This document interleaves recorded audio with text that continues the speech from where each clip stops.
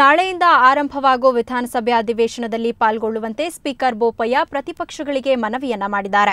ಬೆಂಗಳೂರಿನಲ್ಲಿಂದು ಸುದ್ದಿಗೋಷ್ಠಿಯಲ್ಲಿ ಮಾತನಾಡಿದ ಅವರು, ಪ್ರತಿಪಕ್ಷಗಳು ಅಧಿವೇಶನ ಬಹಿಷ್ಕರಿಸುವುದರಿಂದ ಸಾಂವಿಧಾನಿಕ ಬಿಕ್ಕಟ್ಟು ಉಂಟಾಗಲ್ಲ ಅಂತ ಸ್ಪಷ್ಟಪಡಿಸಿದ ಅವರು, ಸುಗಮ ಕಲಾಪಕ್ಕೆ ಅನುವು ಮಾಡಿಕೊಡುವಂತೆ ಜೆಡಿಎಸ್ ಕಾಂಗ್ರೆಸ್ಗೆ ಮನವಿ ಮಾಡಿದ್ರು.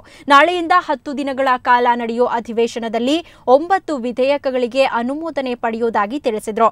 ಇದೇ ವೇಳೆ ತಮ್ಮ ರಾಜೀನಾಮೆಗೆ ಆಗ್ರಹಿಸ್ತಾ ಇರೋ ಪ್ರತಿಪಕ್ಷ ನಾಯಕರಿಗೆ ದೇವರು ಒಳ್ಳೆಯ ಬುದ್ಧಿ ಕೊಡಲಿ ಎಂದರು. ಎಲ್ಲರ ಈ ಸಂದರ್ಭದಲ್ಲಿ ಅಧಿವೇಶನ ಸುಗಮವಾಗಿ ನಡೀಲಿಕ್ಕೆ ಎಲ್ಲರ ಸಹಕಾರವನ್ನು, ಸಂವಿಧಾನಾತ್ಮಕವಾಗಿ ಕಾನೂನಿನ ತೊಡಕು ಏನೇನೂ ಇಲ್ಲ, ಆದರೆ ಪ್ರಜಾಪ್ರಭುತ್ವ ವ್ಯವಸ್ಥೆ ಫೆಡರಲ್ ಸಿಸ್ಟಮ್ ಅಂತ ನಾವು ಏನು ಹೇಳ್ತೇವೆ, ವಿರೋಧ ಪಕ್ಷದವರು ಸಾಮಾನ್ಯವಾಗಿ ಭಾಗವಹಿಸಬೇಕು. ಅವರು ಇದ್ದರೆ ಅದಕ್ಕೆ ನಿಜವಾಗಿ ಒಂದು ಅರ್ಥ ಬರ್ತದೆ ಅನ್ನುವಂಥದ್ದು ಇರುವಂಥದ್ದು. ಆದರೆ ಸಂವಿಧಾನದಲ್ಲಿ ಅಥವಾ ಯಾವುದೇ ಕಾನೂನಿನ ಉಲ್ಲಂಘನೆ ಅಂತೂ ಆಗೋದಿಲ್ಲ. ಹಾಗೆ ಅಂತ ಹೇಳಿ ನಾನು ಮತ್ತೆ ಅವ್ರನ್ನ ವಿನಂತಿ ಮಾಡ್ತೀನಿ, ಏನೋ ನಿರ್ಣಯ ಕೈಗೊಂಡಿದ್ರಿ ಅದನ್ನು ಪುನರ್ ಪರಿಶೀಲಿಸಿ ಅಧಿವೇಶನಕ್ಕೆ ಬನ್ನಿ, ಏನೇ ಇದ್ದರೂ ಚರ್ಚೆ ಅಂತೂ ಮಾಡಲಿಕ್ಕೆ ಮುಕ್ತ ಅವಕಾಶ ಇದೆ. ನಾಳೆಯಿಂದ ಆರಂಭವಾಗುವ ವಿಧಾನಸಭೆ ಅಧಿವೇಶನ ಬಹಿಷ್ಕರಿಸುವ ನಿರ್ಧಾರದಿಂದ ಹಿಂದೆ ಸರಿಯುವ ಪ್ರಶ್ನೆಯೇ ಇಲ್ಲ ಎಂದು ಮಾಜಿ ಸಿಎಂ ಎಚ್.ಡಿ. ಕುಮಾರಸ್ವಾಮಿ ಸ್ಪಷ್ಟಪಡಿಸಿದ್ದಾರೆ. ಬೆಂಗಳೂರಿನಲ್ಲಿ ಮಾತನಾಡಿದ ಅವರು, ಜೆಡಿಎಸ್ ನಿರ್ಧಾರ ಅಚಲ ಎಂದರು. ಈ ಕುರಿತಂತೆ ಸಿಎಂ ಜೊತೆ ಚರ್ಚಿಸೋ ಅಗತ್ಯ ನಮಗೂ ಇಲ್ಲ ಎಂದು ತಿರುಗೇಟು ನೀಡಿದ ಅವರು, ಸ್ಪೀಕರ್ ಮತ್ತು ಸಿಎಂ ರಾಜೀನಾಮೆ ನೀಡಬೇಕೆಂಬ ಬೇಡಿಕೆಯಿಂದ ಹಿಂದೆ ಸರಿಯಲ್ಲ ಎಂದು ಸ್ಪಷ್ಟಪಡಿಸಿದರು. ಅಧಿವೇಶನ ಬಹಿಷ್ಕರಿಸುವ ಜೆಡಿಎಸ್ ನಿರ್ಧಾರಕ್ಕೆ ಕಾಂಗ್ರೆಸ್ ಬೆಂಬಲಿಸಬೇಕೆಂದು ಬಯಸಿಲ್ಲ ಎಂದ ಅವರು, ಶೀಘ್ರವೇ ಅಧಿವೇಶನದ ಅಣಕು ಪ್ರದರ್ಶನ ನಡೆಸುವುದಾಗಿ ತಿಳಿಸಿದರು. ಶಾಸಕಾಂಗ ಪಕ್ಷದ ಸಭೆಯಲ್ಲಿ ತೆಗೆದುಕೊಂಡಿರ್ತಕ್ಕಂಥ ನಿರ್ಧಾರವನ್ನು ಮತ್ತೆ ಪುನಃ ಬದಲಾವಣೆ ಮಾಡ್ತಕ್ಕಂಥ ಪ್ರಶ್ನೆ ಇಲ್ಲ. ಈಗಾಗಲೇ ಸುಪ್ರೀಂ ಕೋರ್ಟ್ನ ತೀರ್ಪಿನ ಹಿನ್ನೆಲೆಯಲ್ಲಿ ರಾಷ್ಟ್ರದ ಇತಿಹಾಸದಲ್ಲೇ ಮೊದಲನೇ ಬಾರಿಗೆ ಒಬ್ಬ ವಿಧಾನಸಭಾ ಅಧ್ಯಕ್ಷರ ವಿರುದ್ಧ ಅವರು ತೆಗೆದುಕೊಂಡಿರ್ತಕ್ಕಂಥ ನಿರ್ಣಯ ಕಾನೂನು ಬಾಹಿರ ಅಂತಕ್ಕಂಥ ಒಂದು ತೀರ್ಪನ್ನು ಕೊಟ್ಟಿದ್ದಾರೆ ಮತ್ತು ಅವರ ಒಂದು ಸ್ಥಾನವನ್ನು ದುರುಪಯೋಗಪಡಿಸ್ಕೊಂಡಿದ್ದಾರೆ. ಈ ಸಭಾಧ್ಯಕ್ಷರ ಮುಂದಾಳತ್ವದಲ್ಲಿ ಸದನದ ಕಲಾಪಗಳು ಇವತ್ತು ನಿಯಮಗಳ ಅಡಿಯಲ್ಲಿ ಆಗೋದಿಲ್ಲ ಅಂತಕ್ಕಂಥ ದೃಷ್ಟಿಯಿಂದಲೇ ನಮ್ಮ ಪಕ್ಷದ ಶಾಸಕರು ಸದನದ ಕಲಾಪದಿಂದ ದೂರ ಇರಬೇಕು ಅಂತಕ್ಕಂಥ ನಿರ್ಧಾರ ಮಾಡಿದ್ದಾರೆ. ಯಾವ ರೀತಿಯಲ್ಲಿ ಇವತ್ತು ದುರುಪಯೋಗ ಪಡಿಸ್ಕೊಂಡು ವಿಧಾನಸಭಾ ಕಲಾಪಗಳು ನಡೆಸಿದ್ದಾರೆ ಅದರ ಬಗ್ಗೆ ಒಂದು ಅಣುಕು ಪ್ರದರ್ಶನವನ್ನು ಮಾಡಬೇಕು ಅಂತಕ್ಕಂಥ ನಿರ್ಧಾರವನ್ನು ಮಾಡಿದ್ದೇವೆ. ಅದರ ದಿನಾಂಕವನ್ನು ಸದ್ಯದಲ್ಲೇ ಪ್ರಕಟ ಮಾಡ್ತಾ ಇದ್ದೇವೆ 2-3 ದಿನಗಳಲ್ಲಿ. ಈ ಬಗ್ಗೆ ಮತ್ತಷ್ಟು ಮಾಹಿತಿಯನ್ನು ಪಡೆಯೋಣ. ನಮ್ಮ ಪ್ರತಿನಿಧಿ ವೀರೇಂದ್ರ ಈಗ ನಮ್ಮ ಜೊತೆ ದೂರವಾಣಿ ಸಂಪರ್ಕದಲ್ಲಿದ್ದಾರೆ. ವೀರೇಂದ್ರ, ಒಂದ್ ಕಡೆ ಸ್ಪೀಕರ್ ಅವರು ವಿಧಾನಸಭೆ ಅಧಿವೇಶನಕ್ಕೆ ಬನ್ನಿ ಅಂತ ಪ್ರತಿಪಕ್ಷಗಳಿಗೆ ಮನವಿಯನ್ನ ಮಾಡ್ತಾ ಇದೆ.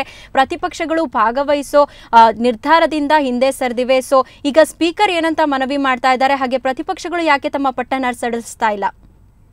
ಸೌಮ್ಯ, ಇವತ್ತು ವಿಧಾನಸಭಾಧ್ಯಕ್ಷ ಬೋಪಯ್ಯನವರು ಒಂದು ಸುದ್ದಿಗೋಷ್ಠಿಯನ್ನು ನಡೆಸಿ ಮನವಿಯನ್ನ ಮಾಡಿದ್ರು ವಿಪಕ್ಷಗಳಿಗೆ.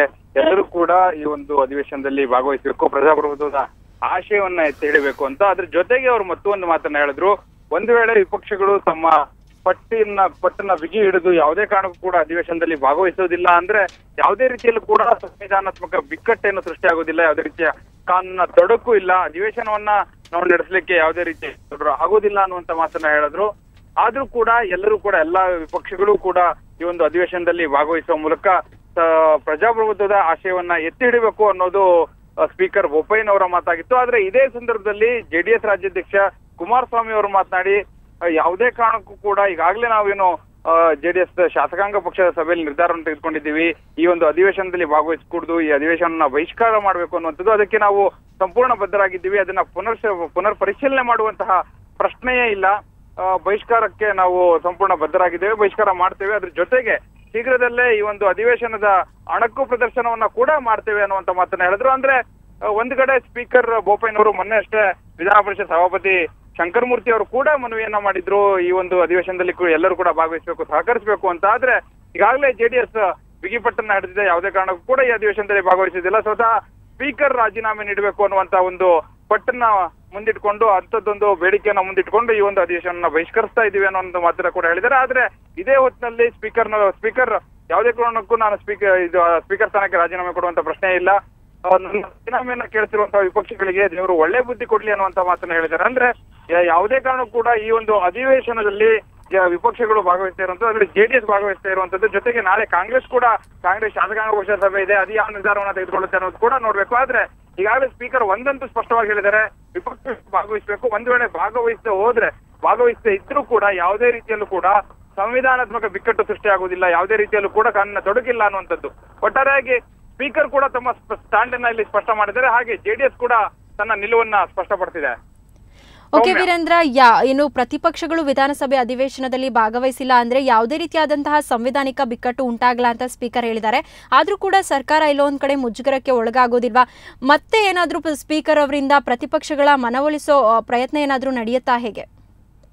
ಖಂಡಿತ ಸೌಮ್ಯ, ಈಗಾಗಲೇ ಸ್ಪೀಕರ್ ಆ ವಿಚಾರವನ್ನ ಕೂಡ ಹೇಳಿದ್ದಾರೆ. ನಾಳೆ ಸಂಜೆ 4 ಗಂಟೆಗೆ ವಿಧಾನಸೌಧದಲ್ಲಿ ಒಂದು ಬಿಸಿನೆಸ್ ಅಡ್ವೈಸರಿ ಕಮಿಟಿ ಮೀಟಿಂಗ್ ನ ಕರೆದಿದ್ದಾರೆ. ಅಂದ್ರೆ ವಿಪಕ್ಷಗಳನ್ನ ಈ ಒಂದು ಅಧಿವೇಶನದಲ್ಲಿ ಭಾಗವಹಿಸುವಂತೆ ಮನವೊಲಿಸುವಂತ ಒಂದು ಪ್ರಯತ್ನ ಕೂಡ ಈ ಒಂದು ಸಭೆಯಲ್ಲಿ ಆಗುವಂತ ಸಾಧ್ಯತೆ ಇದೆ. ಆ ಹಿನ್ನೆಲೆಯಲ್ಲಿ ಈಗಾಗಲೇ ಈ ಒಂದು ಸಭೆಯನ್ನ ಸ್ಪೀಕರ್ ಕರೆದಿದ್ದಾರೆ. ಆ ವಿಚಾರವನ್ನ ಕೂಡ ಸ್ಪೀಕರ್ ಸ್ಪಷ್ಟಪಡಿಸಿದ್ದಾರೆ. ಅದೇ ಹಿನ್ನೆಲೆಯಲ್ಲಿ ಅವರು ಸುದ್ದಿಗೋಷ್ಠಿಯಲ್ಲೂ ಕೂಡ ಮತ್ತೆ ಮನವಿ ಮಾಡಿದ್ರು, ಎಲ್ಲ ವಿಪಕ್ಷಗಳು ಕೂಡ ಈ ಒಂದು ಅಧಿವೇಶನದಲ್ಲಿ ಭಾಗವಹಿಸಬೇಕು, ಚರ್ಚೆಗಿಂತ ದೊಡ್ಡದು ಯಾವುದೂ ಇಲ್ಲ, ಚರ್ಚೆಯಲ್ಲಿ ಭಾಗವಹಿಸಬೇಕು, ಚರ್ಚೆ ಮಾಡ್ಲಿಕ್ಕೆ ಅವಕಾಶ ಸಿಗುವಂತಹ ಸ್ಥಳ ವಿಧಾನಮಂಡಲ, ಅದರಲ್ಲಿ ಭಾಗವಹಿಸಬೇಕು ಅನ್ನುವಂತ ಮಾತನ್ನ ಹೇಳ್ತಿದ್ದಾರೆ. ಆದ್ರೆ ವಿಪಕ್ಷಗಳು ಈಗಾಗಲೇ ತಮ್ಮ ಸ್ಟ್ಯಾಂಡ್ ಅನ್ನ ಸ್ಪಷ್ಟಪಡಿಸಿವೆ. ಸ್ವತಃ ಸ್ಪೀಕರ್ ರಾಜೀನಾಮೆ ಕೊಡಬೇಕು ಅನ್ನುವಂತ ಒಂದು ಪಟ್ಟನ್ನ ಮುಂದಿಟ್ಕೊಂಡು ಈ ಒಂದು ಅಧಿವೇಶನ ಮಾಡ್ತೀವಿ ಅಂತ ಮಾತಾಡಿದ್ದಾರೆ. ಆದ್ರೆ ನಾಳೆ ಸಂಜೆ ಏನು ಬಿಸಿನೆಸ್ ಅಡ್ವೈಸರಿ ಕಮಿಟಿ ಮೀಟಿಂಗ್ ನ ಕರೆದಿದ್ದಾರೆ, ಬಹುಶಃ ಅದರಲ್ಲಿ ಸ್ಪೀಕರ್ ಒಂದು ಇವರ ಮನವೊಲಿಸುವಂತ ಒಂದು ಪ್ರಯತ್ನವನ್ನ ಮಾಡುವಂತ ಎಲ್ಲಾ ಸಾಧ್ಯತೆಗಳಿವೆ. ಸೌಮ್ಯ, ಓಕೆ, ಧನ್ಯವಾದ ವೀರೇಂದ್ರ ನಿಮ್ಮೆಲ್ಲ ಮಾಹಿತಿಗೆ.